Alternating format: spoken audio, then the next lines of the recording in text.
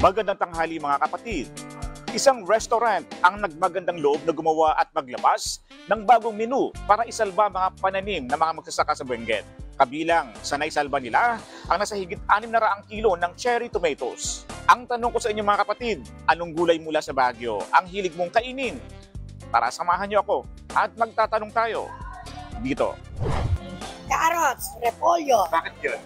Masarap, sustansya. Broccoli, at saka yung cauliflower. Bakit yun? Siyempre, ito sa katawan. Carrots po. Bakit ka? Ang paganda ng skin. Sayote po, tsaka broccoli. Ano luto ang bigat madalas na ginagawa?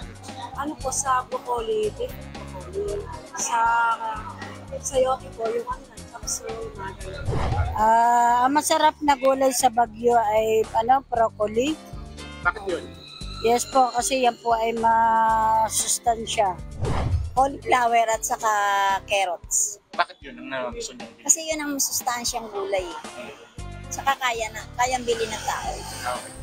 Ako ang inyong hani ng bayan, ang tunay at nag-iisang pantanggal umay sa pananghalian.